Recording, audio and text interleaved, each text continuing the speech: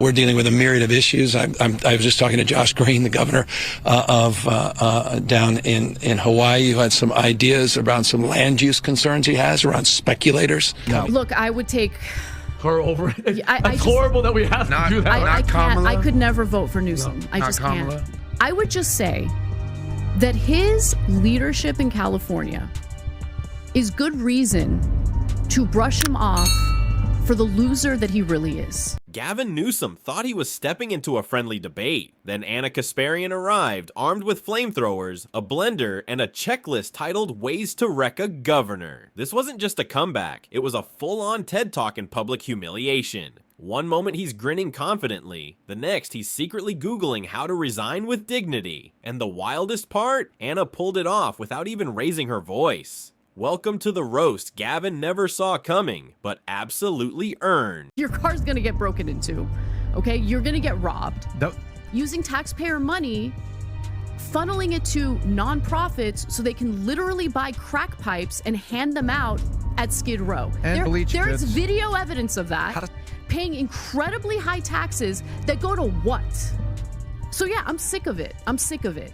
And honestly, just experiencing what I've seen on the ground in California has made me question a lot about left-wing ideology. If you're enjoying this, make sure to subscribe to the channel. It helps more than you realize. Gavin Newsom thought it was just another picture-perfect day. The hair was slicked, the suit crisp, and that practiced smile ready for the cameras. He probably even threw himself a wink in the mirror before heading out. Then came Anna Kasparian, not with a whisper or a whimper, but with the quiet fury of someone completely done with the West Coast's golden boy. The same man trying to play progressive hero while cozying up to billionaires and ignoring real issues. In 2014, voters in California overwhelmingly supported a ballot measure to support building more reservoirs in the state in order to bulk up our water infrastructure because we live in a drought-prone state.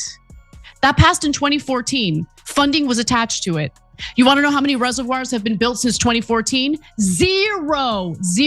This state is an utter joke because of the people who are governing it.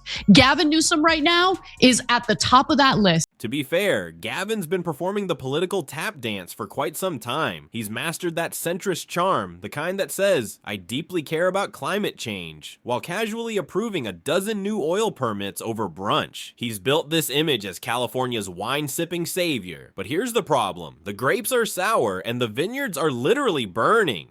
This is what I was surprised about. I did not expect Donald Trump to flip 10 counties in California from blue to red.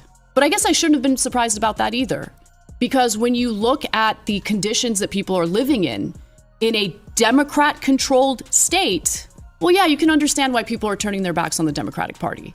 You can understand why people are frustrated at the corruption, at the loss of $24 billion that was allocated to help the homeless, when homelessness only exploded during that time, and that money is now unaccounted. Then came Anna, clearly skipping her morning coffee and swapping it for pure political adrenaline. Whatever illusion was left of Gavin being the golden boy of Democratic politics, gone, evaporated, erased. He was instantly transformed into a walking cautionary tale on how not to underestimate a journalist who's been keeping the receipts since your first campaign slogan. What would a President Newsom candidacy look like in a general election, not just pandering to the left? Yeah, good question. He would sell out the American people to corporate interests, just like he did with PG&E, starting fires and destroying countless Californians' lives as a result of that. He bailed them out. He totally bailed them out.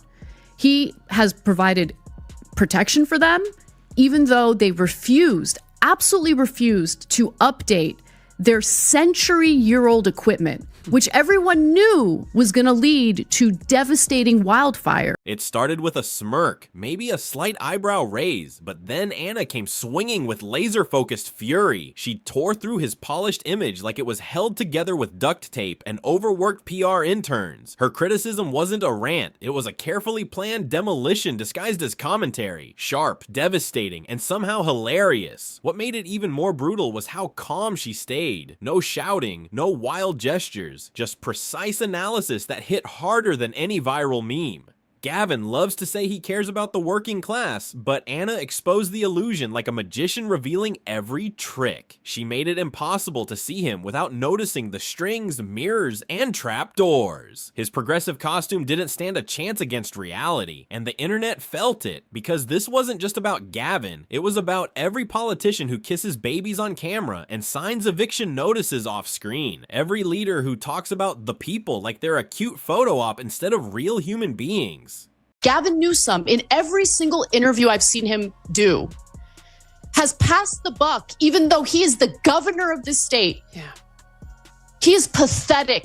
He's a snake. He's like the slimiest Democratic politician, certainly on a local level.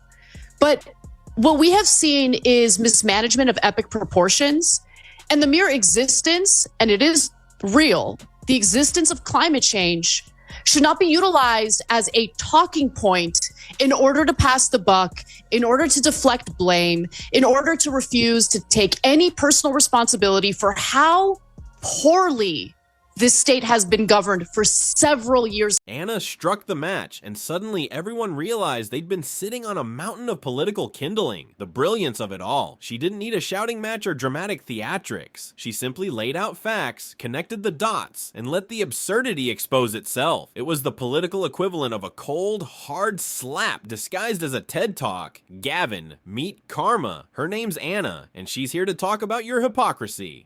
Now, let's take a moment to admire Gavin Newsom's political aesthetic. He's the guy trying to be everything to everyone, a progressive hero for MSNBC. Remember when he bragged about California leading the nation in green energy? Cute, except he forgot to mention the countless drilling permits approved under his watch, the high-speed rail that's more rumor than reality, and how his environmental passion seems to fade the moment a tech lobbyist walks in the room. Can I curse? I don't know if I can. Please, Okay. you must. It's a necessity. So, Democratic establishment candidates are full of shit. And I need people to understand that. And we need to get out of this like vicious pendulum swing cycle where we go from one terrible administration to another terrible administration. They just have different branding.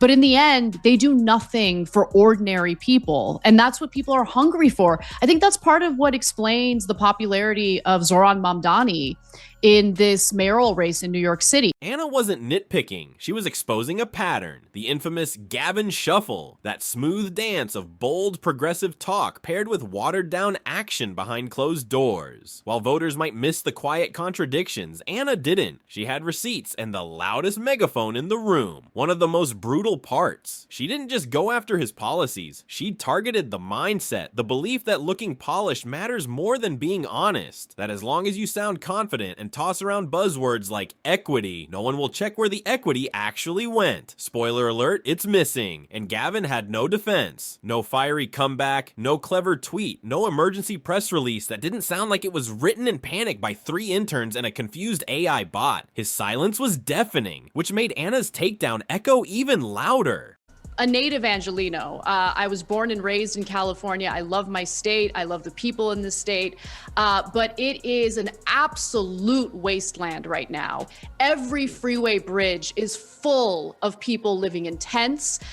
There's excrement on our sidewalks. It's unsafe. Crime has gone up. And when it comes to coronavirus, I mean, the fish rots from the head down. Let me just mention. Because when someone drops truth bombs with precision and calm power, there are only 3 possible reactions: panic, denial, or pretending you didn't hear it. Gavin went for option 3, but the internet wasn't having it. It hit replay again and again.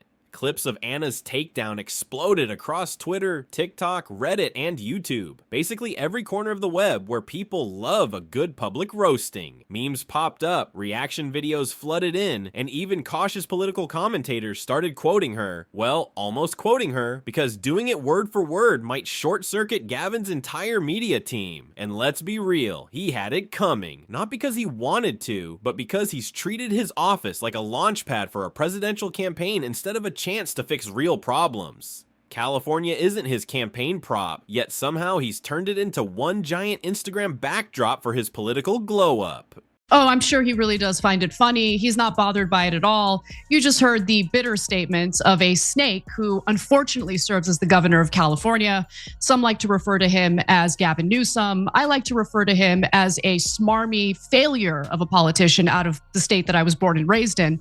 Nonetheless, Gavin Newsom was fighting hard to be the guy who stepped in to replace Joe Biden if he dropped out of the race, of course. Meanwhile, Anna sat there like, oh, you thought nobody was watching? That no one noticed the luxury fundraisers, the policy reversals, the perfectly staged photo ops with just enough diversity to check a box? She noticed, and she made sure everyone else did too. Anna didn't yell, didn't throw anything, didn't even raise her tone. No, she went for something far more dangerous. Logic sharpened by fury and sarcasm cold enough to power a Tesla. Anna Kasparian dissected Gavin Newsom's political image like she was performing an autopsy on his career, live and unfiltered. Her attack wasn't emotional, it was intellectual combat. She tore apart his contradictions like a White House intern destroying documents on a Friday afternoon. She called out the hypocrisy of a governor who calls himself progressive while dragging his feet on universal health care, tenant protections, and the homelessness crisis he promises to fix every election. One savage paraphrase said it all. You can't run a state like a Netflix trailer. Flashy promises, zero follow-through.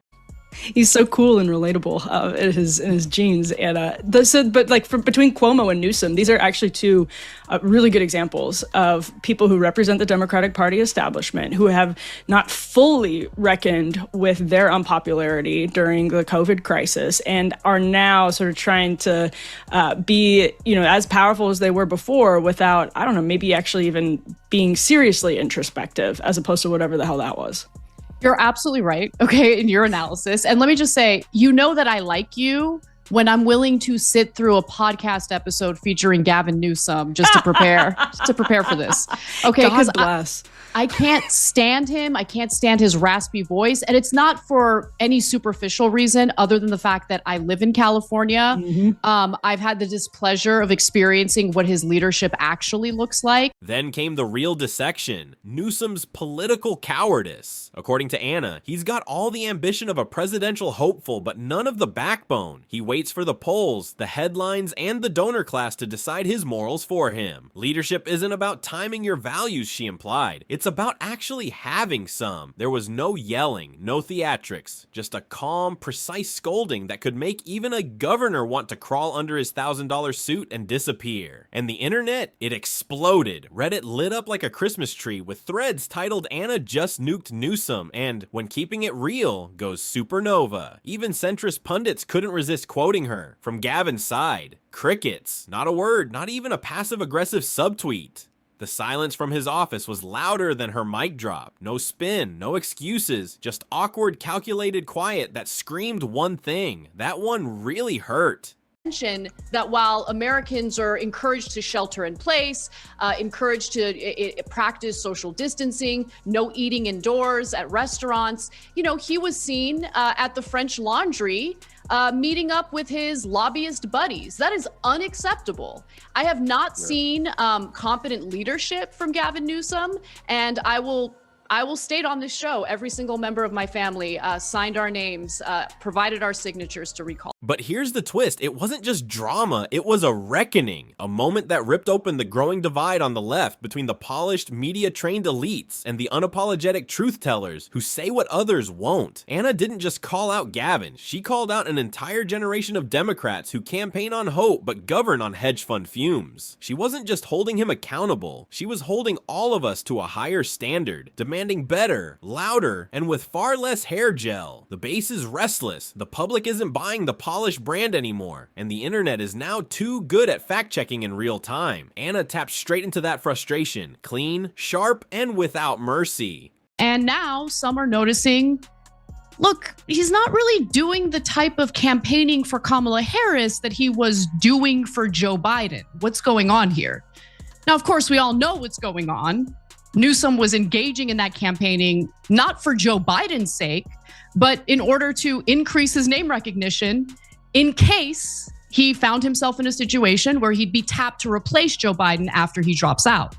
Now, Newsom went from campaigning hard for Biden to barely campaigning at all on behalf of Kamala Harris, so much so that Democrats, Democratic operatives are now questioning whether his role as a national surrogate for Harris is really something they can lean on. They're questioning if it's even a thing. You could almost see Gavin's presidential dreams turning to dust midair. He's got the looks, the ambition, the donor list. But what he might not have anymore is the trust of progressives who just watched one of their own tear him apart for not walking the talk. And what made it sting even more? Anna's credibility, something Gavin could never buy. She's not shouting from the sidelines. She's someone who knows exactly what he's pretending to be. As the smoke clears, one thing's certain, Gavin Newsom will survive. Politicians always do, but his image, that flawless progressive packaging, it's taken a hit that even his famous hair gel can't smooth over. And Anna, she didn't just win the internet, she dominated it. This job has been so difficult because he's dealt with both the COVID situation and unemployment and wildfires and racial justice issues all in the same year. And he's sort of done the best that he can in trying to deal with all these. What specifically, Anna, from a policy perspective, would you like to have seen him done differently versus what he has actually done?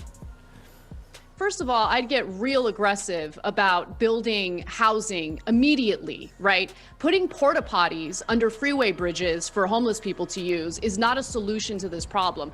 I would also find ways to ensure that businesses have the, economic relief necessary to remain stable throughout this process. So if She reminded everyone what real political accountability sounds like. It's not loud, it's not flashy, and it's definitely not sponsored by PAC money. It's brutally honest, razor sharp, and completely done with playing nice. So next time Gavin steps up to the mic with that trademark smirk, maybe he'll hesitate, just for a second. And remember, the day Anna Kasparian didn't just check him, she put his entire brand on trial. The verdict, guilty of performative progressivism, no closing arguments, no defense. Just one long, uncomfortable silence and a permanent mark on the resume of a man who thought image could outrun substance. Spoiler alert, it can't. And Anna just proved it.